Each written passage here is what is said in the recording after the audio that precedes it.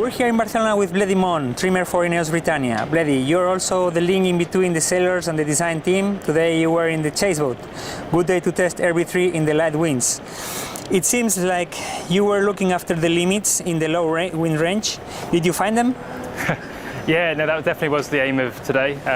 Really trying to test the lower end of RB3. The first day we've had out kind of in those conditions, and we were very fortunate with the conditions we had. Really, we kind of saw between kind of 10 knots at the beginning of the day down to 5 knots at the end. So it was really kind of a great day for us to test the bottom end. May I ask you, what was the lowest wind where you managed to make a takeoff today? We'll have to check kind of afterwards in the data, but yeah, it would have been around the kind of 6 knots mark. So yeah, we'll have to have a look in the data later on to see exactly where it was. It was pretty impressive. It seemed to us you were trying also different heights in light winds when sailing in straight line and in the maneuvers execution. How relevant is to find the right height? Yeah, so we were playing around a little bit with the boat state, kind of trying different ride heights. But yeah, there was a lot of work going on today between the guys on the yacht and the coaches, really to try and refine the techniques in the jibes and the tacks. So there was some big gains there, and we'll have a look at the videos later on tonight. Sailors are feeling, engineers are numbers. You are the link. Did you have any situation where you had to help to choose drastically in between the numbers or the feeling? No, I mean today it was obviously great to be out there on Chase 2 and observe RB3 for the first time. It's actually quite nice to be able to step back and see the boat from outside. But yeah, we had a few times we came alongside and were able to kind of have a conversation with the sailors on board and just kind of discuss what their thoughts and feelings were versus what we could see from off the boat. What the thinking was behind trimming from the afterpod? What the thinking was behind trimming from the afterpod? What can you see? Yeah, so obviously there's a few different layouts we've seen across the teams, and there's a huge amount of kind of trade-offs and compromises that need to be made for positioning of the crew. Obviously the visibility is one thing, kind of the centre of gravity of the crew is another thing. So yeah, there's quite a lot that builds into that decision, and yeah, for us we decided that was the best spot to put our trimmer pilots. Do you miss being near to your helmsman? No, it doesn't make much difference to us, to be fair, whether we're next door to them or further away. Obviously we communicate with the comm system on board, so yeah, it doesn't make a difference how far away we are from them. Okay, thanks a lot for your time. No worries, thank you very much.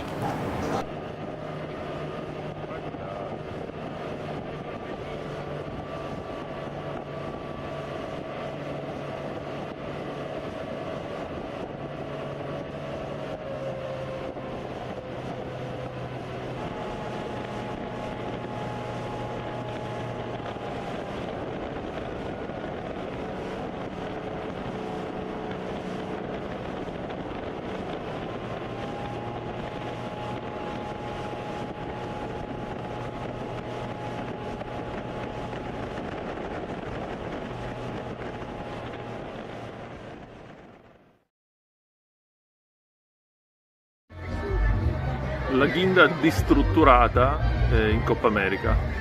Beh, sono molto felice di vedere che alcuni team di Coppa, segnatamente INEOS e Alinghi, hanno iniziato a lavorare su un concetto che è un vecchio concetto del sailmaking, che è quello del bias luff, ovvero sia della inferitura delle vele con una struttura molto debole, nel senso che è una struttura che è elastica e non perfettamente rigida. Molti di voi sapranno, magari non tutti, che ultimamente nel sailmaking si è fatta strada il concetto di structural luff, cioè di diciamo parte dell'inferitura delle vele estremamente carica di fili dritti, in modo tale da creare una struttura che limiti in sostanza lo spostamento della forma della vela verso l'avanti nel momento in cui tiri a drizza, e in questo modo tu hai praticamente il controllo dello spostamento del grasso in avanti e quindi puoi tirare fondamentalmente di più la drizza. e questa cosa dovrebbe fare sì che tu limiti la catenaria alleggerendo anche la struttura dello strallo, che potresti teoricamente, se sei attaccato a uno strallo, potresti teoricamente rendere lo strallo più leggero di quanto l'avresti fatto, portando il concetto alle estreme conseguenze. Diciamo che questo concetto del LAF strutturale, quindi di questi tanti fili dritti di carbonio, diciamo tipicamente lungo l'inferitura, è abbastanza incontrovertibile quando si parla di Cozero, per esempio, Cozero con una LAF che tendenzialmente è proiettata in avanti.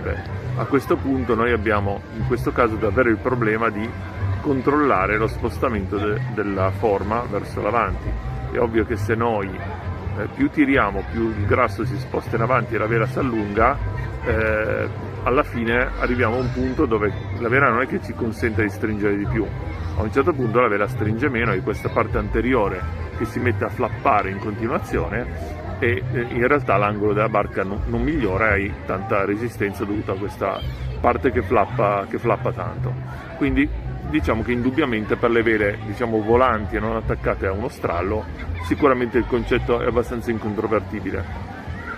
Io l'ho sempre trovato un concetto molto difficile da applicare per le vele attaccate allo strallo, tipicamente per i fiocchi, anche perché tu i fiocchi, e vi garantisco che sono ancora disegnati così, i fiocchi sono disegnati con l'inferitura volante comunque negativa, anche se voi li mettete per terra risultano con una curva positiva, quindi che va verso avanti. In realtà quando fate la curva con la piega, che poi abbiamo spiegato tante volte è abbastanza simile a quella della vela volante, poi vedrete che le vele recepiscono il fatto che lo strallo faccia un po' di catenaria. E questa è la ragione per cui io ho sempre pensato che tu, ok che devi tirare e tiri quanto vuoi, però non è che a un certo punto riesci ad eliminare una catenaria. Nel momento in cui tu hai una vela che comunque è disegnata negativa, non è che lei tenda ad andare dritta se la tiri forte. Per carità, sicuramente è vero che il grasso si sposta in avanti, ma insomma questo problema di governo del grasso mi sembra molto difficile da bilanciare, soprattutto nel momento in cui tu poi dopo vai a scaricare lo strallo. Quindi insomma, diciamo, ci sono varie implicazioni non tanto semplici da azzeccare. Infatti diciamo che il concetto è ancora abbastanza dibattuto da un punto di vista dei fiocchi.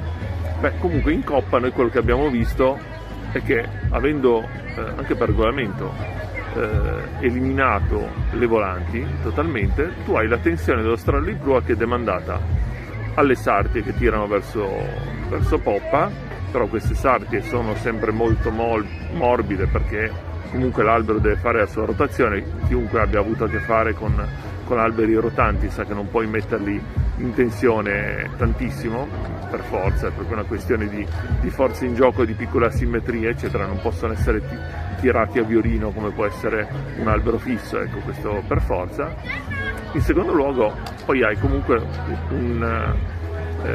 la tensione sullo strallo di prua viene riportata dalla tensione sulla doppia randa, quindi la scotta della doppia randa trasferisce la tensione sullo strallo di prua.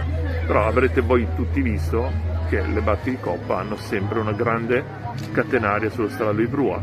Per la precisione, siccome la vela non arriva mai all'attacco dello strallo, voi vedete sempre una spezzata, quindi vedete il primo tratto dello strallo che chiaramente è abbastanza dritta, poi dopo c'è la testa della vela e poi dopo c'è un altro tratto che risulta abbastanza più dritto. Insomma, è lo stesso effetto che vi succede quando tirate su un fiocco 4 su una barca normale. Chiaramente trovate un punto di discontinuità nella catenaria dello strallo, che è così. Però quello che è evidente è che la catenaria non è rimossa per nulla, anzi c'è parecchia catenaria per quanto riguarda le barche di coppa.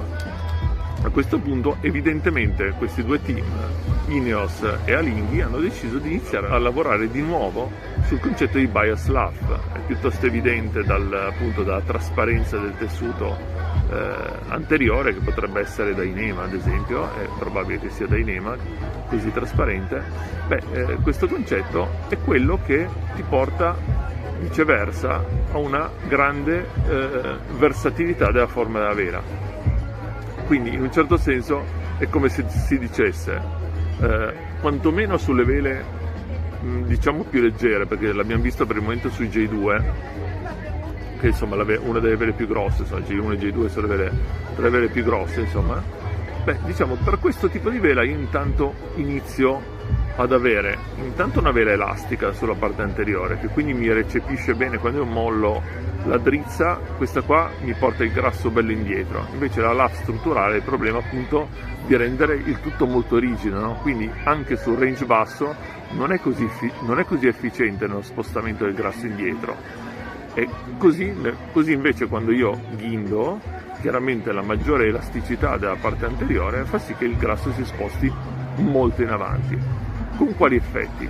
È difficile dire. Se io ho grande variazione nella catenaria posso arrivare ad avere una vela probabilmente con vento forte, e comunque con grandi tensioni posso probabilmente avere un ingresso della vela molto molto piatto, che è quello che probabilmente vorrei avere, perché a un certo punto forse il fiocco non vorrei proprio più averlo, tanto per essere chiari, vorrei avere una cosa che fa meno resistenza possibile. E in questo caso avere, diciamo, un concetto di LAF destrutturata può essere molto interessante, perché io posso arrivare paradossalmente ad allungare molto la parte dell'inferitura, rimuovere correlativamente la catenaria. A questo punto posso avere una ghinda che è molto molto piatta, quindi sostanzialmente una parte anteriore della vela molto molto modificabile. Un concetto, ripeto, molto vicino al bias LAF di una volta, dove si mettevano addirittura le fibre, invece di metterle dritte, si mettevano appositamente diagonali sulla parte dell'inferitura per rendere la vela più versatile possibile lungo il proprio range. Vedremo se questo concetto verrà portato avanti, ma io sono abbastanza sicuro di sì, visto la limitazione nel numero di vele che c'è.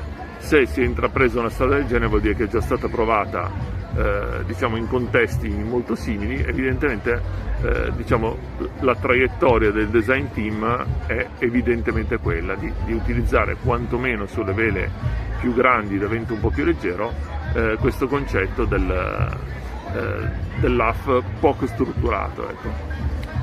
Quello che possiamo vedere in questo caso, davvero gli altri team potrebbero andare dietro a questo concetto, quindi questa è una cosa che veramente si potrebbe anche copiare, perché il tempo di farlo in realtà c'è, insomma, prima delle ultime vele il tempo di copiare il concetto c'è. Vediamo se altri ci crederanno. Vi garantisco che il concetto di LAF strutturale è talmente maggioritario nel sailmaking ora che chi, diciamo, non dico ci vada contro, ma chi comunque lo voglia prendere con le pinze tipo me, viene spesso additato come un antico, ecco. Insomma, invece in realtà è una cosa che semplicemente va applicata con intelligenza dove serve. Non è detto che serva forzatamente per ogni tipo di vela e per ogni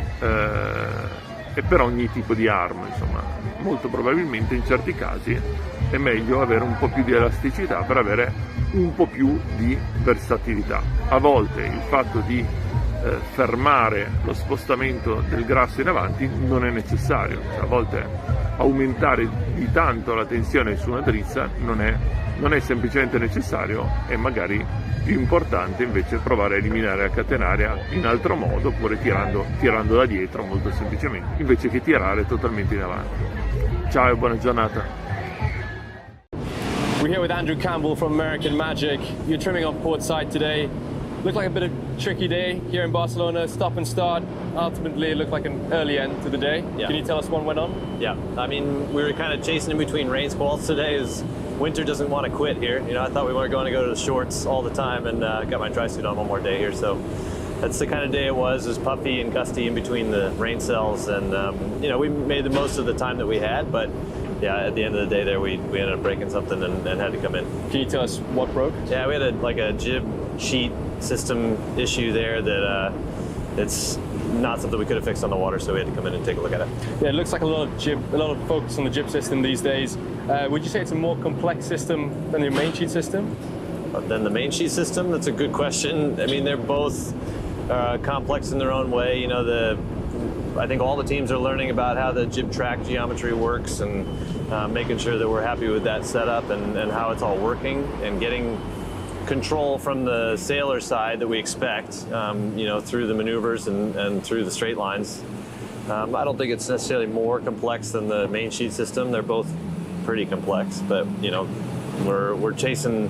Ultimately, we're just chasing what we know is the best way to trim the sails and to get the shapes that the designers are asking for. So, we're trying to make it complex enough that we can make all those shapes happen. Would you say it's a development on the 3D sheeting concept we've seen more visible on the INEOS T6, for example? We can't really see yours; it's below deck, but.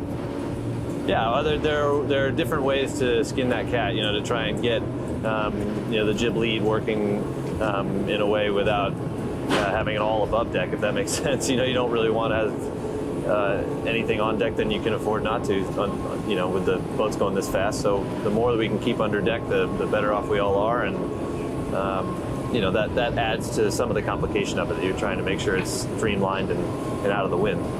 In the mornings, we see the testing tied possibly to the flight control system. Is it connected in any way? The jib to the flight control system? I think I'm safe to say that it's not really. We run pretty independent of one another. Andrew, thank you for your time. Sure, man.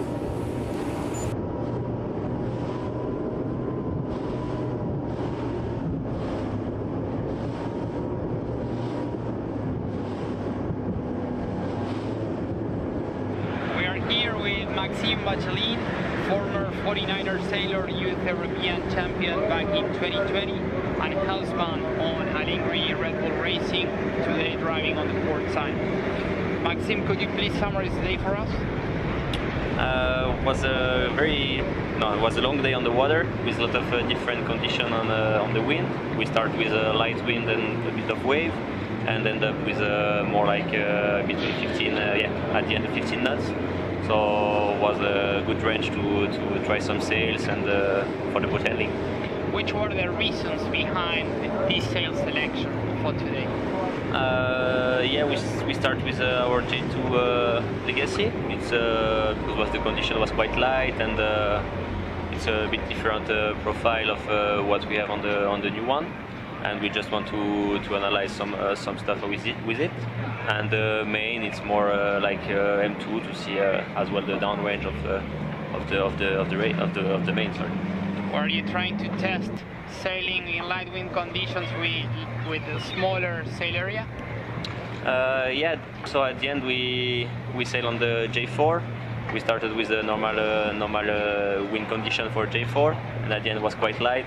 That was what interesting to try to sail with a smaller jib, and we found out that we still have a good speed with the small jib, and so still working on the crossover. Then, when talking about your role as a helmsman, whenever you're on the leeward side, what are you doing?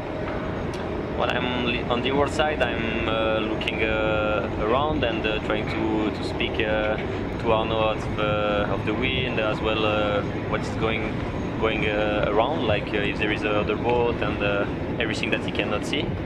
And still speaking about the mode and the target that we need to achieve on board. Who of the two of you is calling the tactics? It's not pretty defined. It's changing between Nico, Arno and me, and we just keep talking all about the wind and the opponent. Then towards the end of the day, when talking about the laps and the starts you made, do you think you still have some homework pending as a team for the pre-start maneuvers? Yeah, of course, it's quite different with boat zero, so we still need to be a bit more used to. As the foil are a bit bigger, like the span, it's changing a bit how to react on the box, and just getting used to and trying to sail with a bit more wind will help as well to achieve a better maneuver. Then today we saw the technicians getting on board a little bit more frequently than other days. Did you have any kind of issues? No, just some issues about some some captor and something like that. So easy issue that we can repair straight away. Anything hydraulic or electronic? No, nothing hydraulic and electronic. Just some. I don't remember the name in English. Captor. That's fine. Yeah. Okay. Thank you very much. Welcome.